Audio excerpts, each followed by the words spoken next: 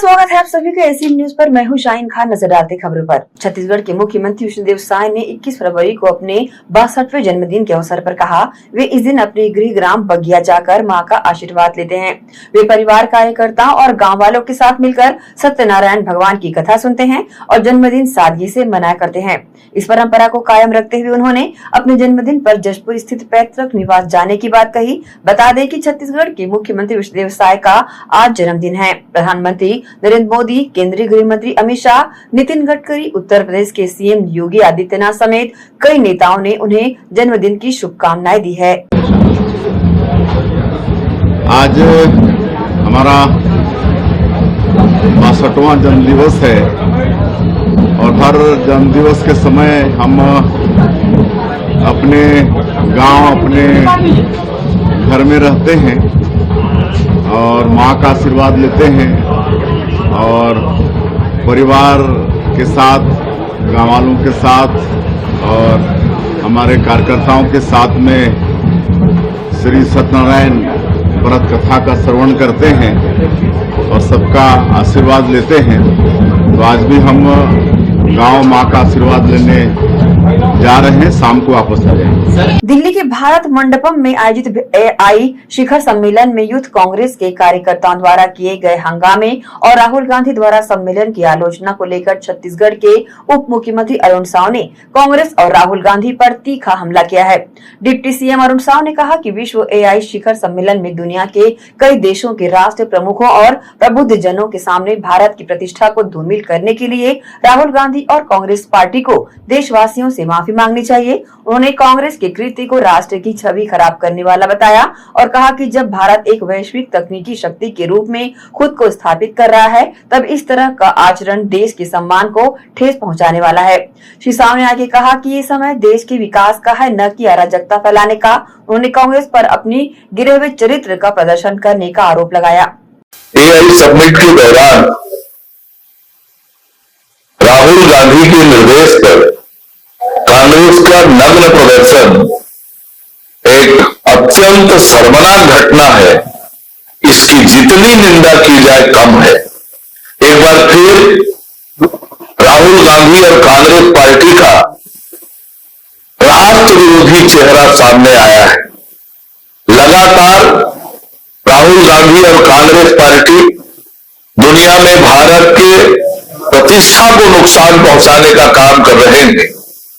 दुनिया भर के लोग जब एआई समिट में आए हैं देश में, ऐसे समय में ये नग्न प्रदर्शन उनके राष्ट्र के प्रतिष्ठा को खराब करने का जो एजेंडा है, उस एजेंडा को दर्शाता है और इसलिए इस घटना की मैं तीव्र निंदा करता हूं और राहुल गांधी, कांग्रेस पार्टी देश से माफी मांगे कि उन्होंने पूरी दुनिया में देश की प्रतिष्ठा को धूमिल करने का काम किया है, शर्मनाक हरकत किया है। उप मुख्यमंत्री विजय शर्मा ने राहुल गांधी द्वारा ग्लोबल एआई समिट में चीन के उत्पाद दिखाए जाने के दावे पर पलटवार किया है।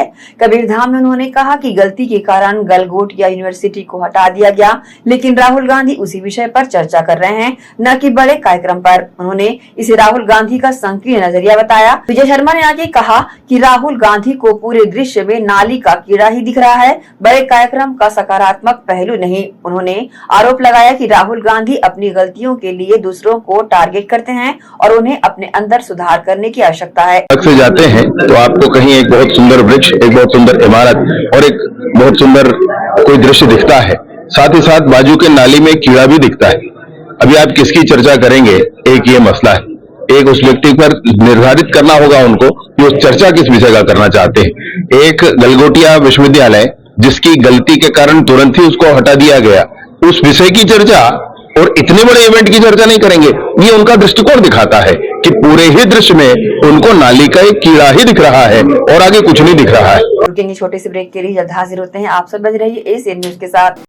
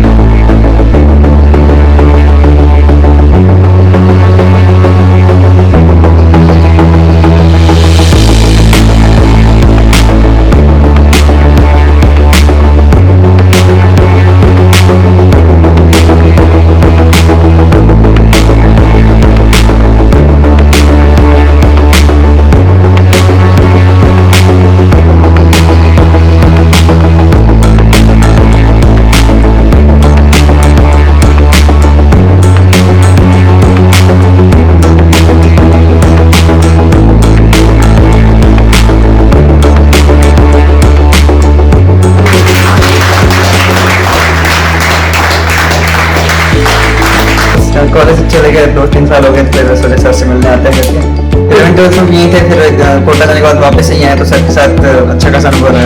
मतलब सर ने क्लास के बीच में ऐसे बहुत सारी बातें बोली और इतनी बातें बोली कि सर हमारे लिए सुल्तान रहे। मैंने नीट 2025 में 602 मार्क्स लाए, जिससे मेरी AIR बनी 1239 और मेरी फिजिक्स में परसेंटाइल थी 99.97 और इसका क्रेडिट जाता है सलीम सर को। मैंने रूबी फिजिक्स ज्वाइन किया था 11th क्लास में मिड सेशन, क्योंकि मेरे कंसेप्ट्स क्लियर नहीं थे and I was struggling a lot in the subject, but sir accepted me straight away in his classes. वो क्लास ज्वाइन करने के बाद I had developed a curiosity for the subject. Class में बैठ के मज़ा सा आने लग गया पढ़ाई करने में। उनकी समझाने का तरीका, उनकी wide variety of numericals and test से मैंने एक रैपिड इम्प्रूवमेंट देखा मेरी प्रोग्रेस में। सर अपने बच्चों को बहुत अच्छे से जानते थे। ही न्यू कौन से कंसेप्ट में ज़्यादा टाइम देना है, किस में डिफिकल्टी आ रही है हमें, एंड ही ऑलवेज लाइक सबको साथ लेके चलते थे वो। सलीम सर ने हमेशा हमें अपने बच्चों के समान रखा है। I'm so grateful to have him not just as a teacher but as a mentor. Thank you so much, sir.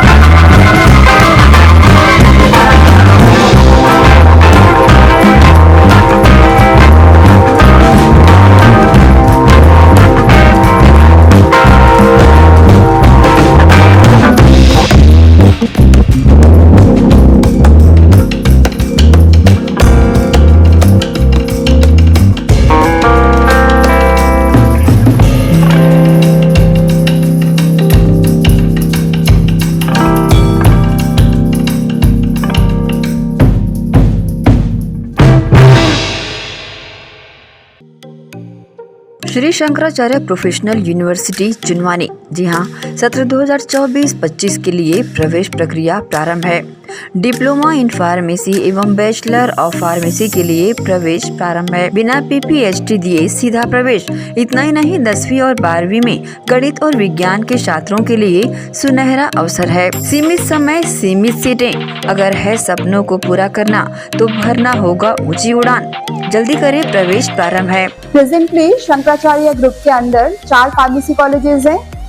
इन चारों फार्मेसी कॉलेजेस में diploma in pharmacy and bachelor of pharmacy की कोर्सेज रन होती हैं। साथ में masters in pharmacy and PhD की courses भी हम ऑफर करते हैं। शंकराचार्य प्रोफेशनल यूनिवर्सिटी के अंदर ये चारों कॉलेज एफिलिएटेड हैं and most importantly pharmacy council of India ने चारों कॉलेजेस को अनुमोदन दिया है। जैसे कि आप जानते हैं, Shankaracharya group is famous for its infrastructure, its faculty, its students group, and in every aspect we are on top as from 2008.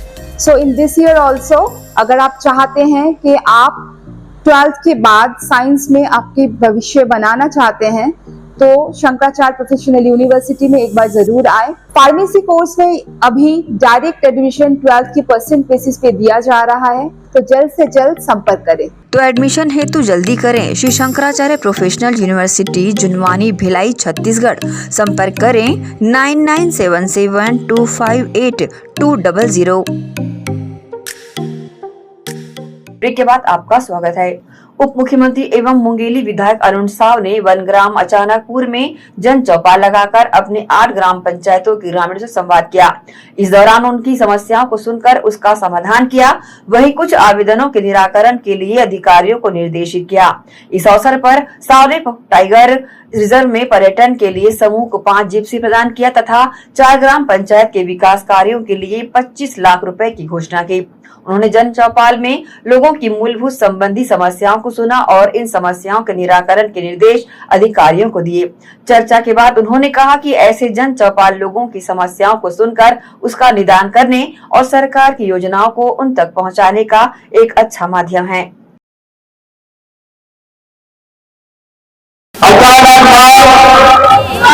ये मोर परिवार के बच्चे हैं। मैं बार-बार बोलता हूं कि मैं यहाँ के लिए विधायक न हो, मैं आपके बीच आप सबके आशीर्वाद लेकर आए। आप सब लोग बहनी में बड़े बड़े संख्या में आए। मैं केवल आपके आशीर्वाद लेकर आए। आज भाषण के दिन न है, आज केवल खाना खाए के दिन रही थी। केवल खाना खाए के दिन हुई थी। और जब भाई बहनी के घर जाते तो कुछ न कुछ धर के जाते। जाते के लिए जाए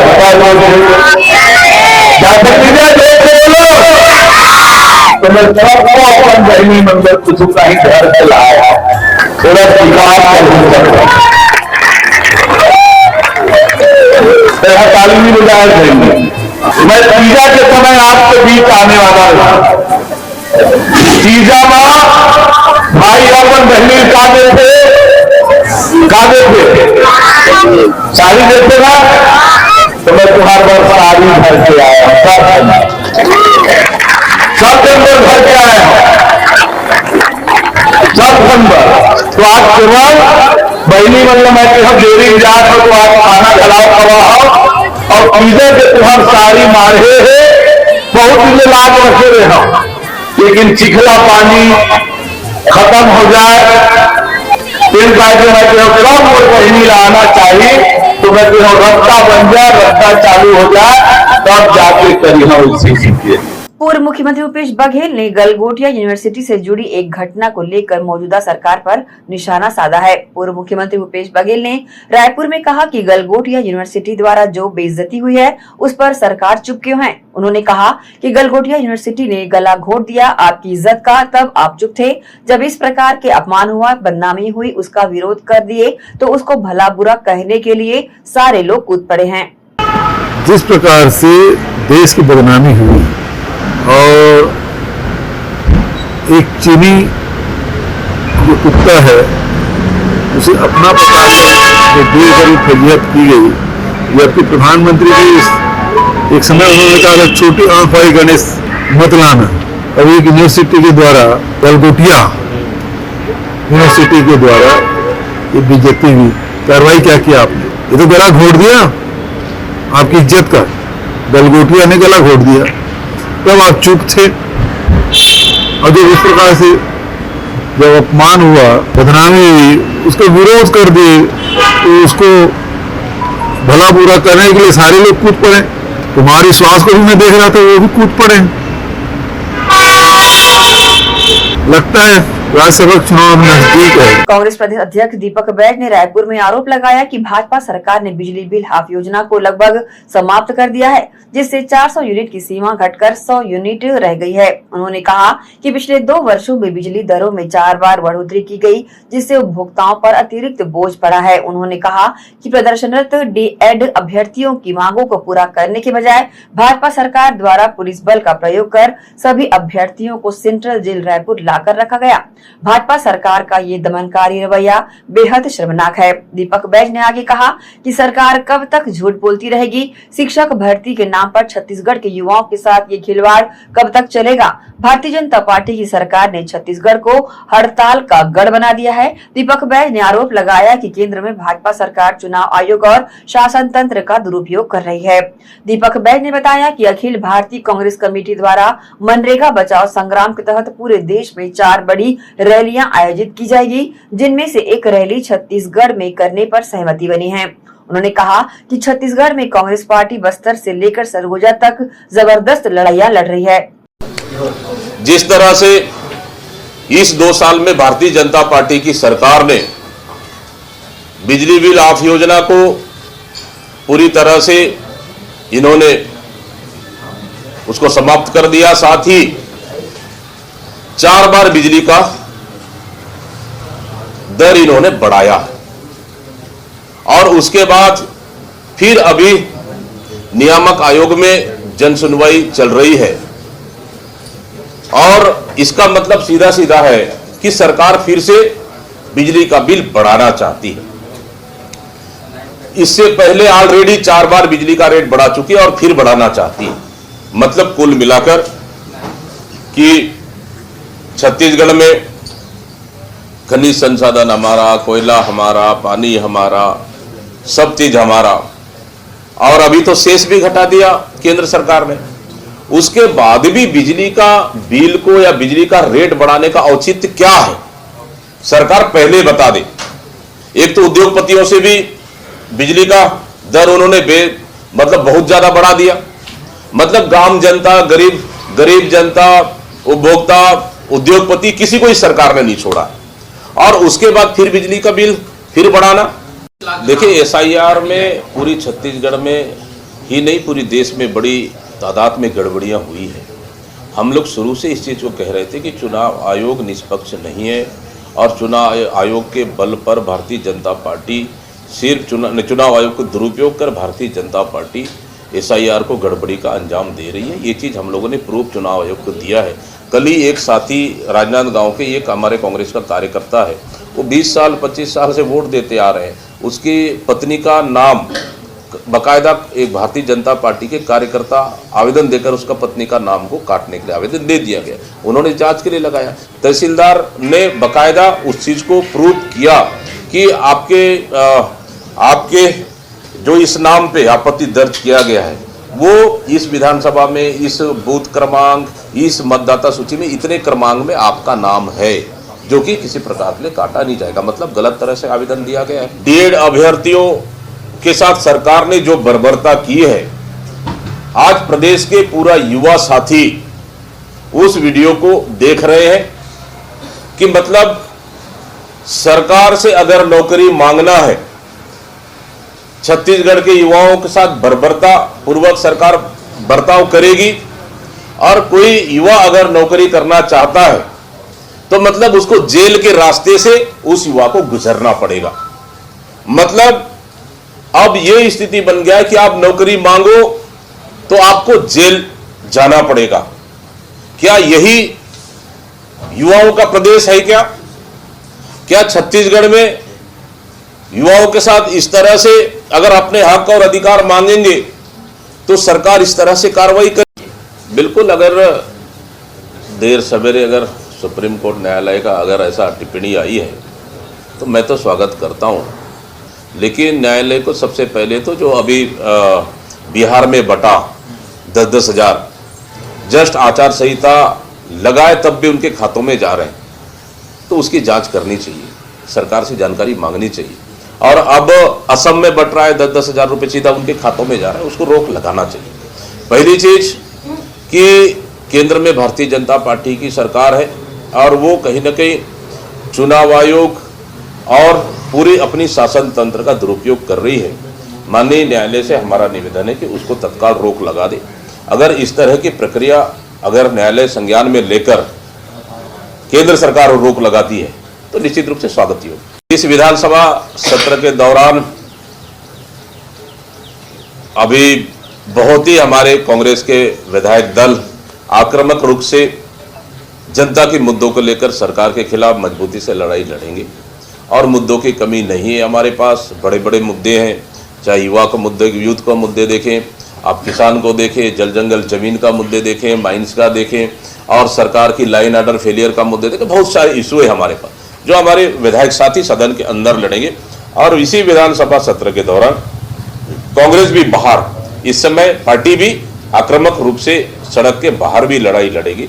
कुल मिलाकर इस समय सरकार को हम पूरी तरह से विधानसभा के अंदर हो या विधानसभा के बाहर हो, पूरी तरह से हम बैकफुट में लाएंगे और सरकार को हम जनता के सामने बेनकाब करेंगे। रुकेंगे एक और छोटे से ब्रेक के लिए, जल्द हाजिर होते हैं। आप सब बने रहिए एशियन न्यूज के साथ।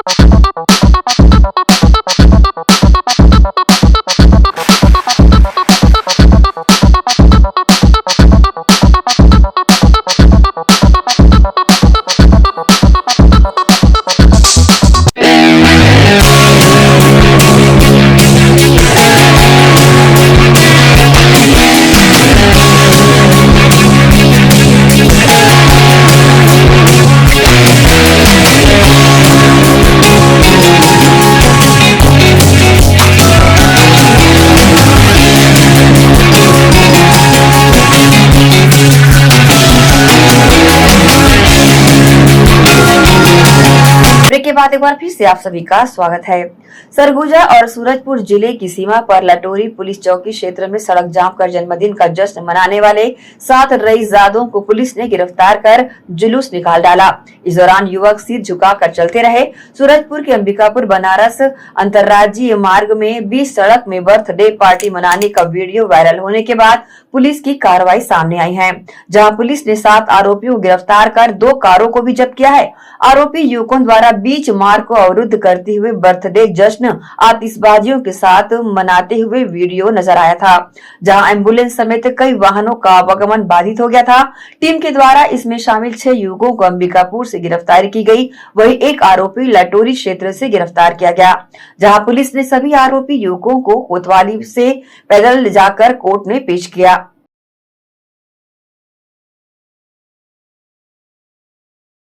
कल एक दिन में वीडियो संज्ञान में आया था, जिसको कि कुछ लड़के मेन रोड में गाड़ी खड़ा करके पार्टी मनाते हुए आवागमन विधान पैदा कर रहे थे। तो ये वीडियो पुलिस के द्वारा संज्ञान लेते हुए तुरंत उसमें मुकदमा कायम किया गया और वीडियो की जांच पड़ताल पे लोगों को पतासाजी करके आज उनको अरेस्ट किया गया और जिसमें पीएनएस की धारा और मोटर व्हीकल की धारा लगा के आज उन सभी को कोर्ट में पेश किया गया। क्या कुछ संदेश देने की कोशिश की गई आपकी ऐसी लापरवाही के ऊपर आगे जैसी कड़ी कार्रवाई की, क्या कुछ संदेश देने की? कानून से बढ़कर कोई तो नहीं है और कोई भी कानून खोलता है या किसी भी द्वारा उसके खिलाफ सख्त कार्रवाई की जाएगी। Raipur police commissioner doctor Sanjeev Shukla के मार्गदर्शन में पुलिस लाइन रायपुर में आयोजित जनरल परेड के दौरान पुलिस उपायुक्त पश्चिम संदीप पटेल द्वारा उपस्थित अधिकारी कर्मचारियों की वेशभूषा का निरीक्षण किया गया। उसके बाद अतिरिक्त पुलिस कमिश्नर रायपुर अमित तुकाराम कांबले के निर्देशन में दंगों की स्थिति में कानून व्यवस्था स्थापित करने हेतु बलवा ड्रिल का पुनर्अभ्यास कराया गया। बलवा ड्रिल अभ्यास के दौरान परेड में सम्मिलित अधिकारी कर्मचारियों की विभिन्न पार्टियां गठित की गई, जिनमें प्रदर्शनकारी दल, कार्यपालक मजिस्ट्रेट एवं सहायक अश्रु गैस पार्टी, कैन पार्टी, लाठी पार्टी, रिजर्व पार्टी, गिरफ्तारी पार्टी, राइफल पार्टी सहित प्राथमिक उपचार पार्टी, रिपोर्टर, फोटोग्राफर, पुलिस मुखबिर भी शामिल रहे। सभी पार्टियों द्वारा समन्वित एवं अनुशासित ढंग से बलवा ड्रिल का प्रचार करते हुए प्रभावी पुनर्अभ्यास किया गया। अश्रु गैस चलाया जाए।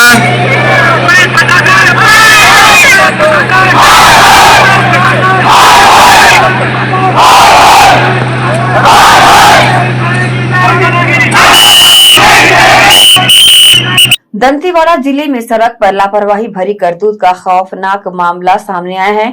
बचेली रोड पर एक युवक बिना हेलमेट और सुरक्षा के स्कूटी पर लेटकर स्टंट करता दिखाई पड़ रहा है। इसका वीडियो सोशल मीडिया पर तेजी से वायरल हुआ, जिसके बाद प्रशासन हरकत में आया और युवक पर तत्काल कड़ी कार्रवाई की गई।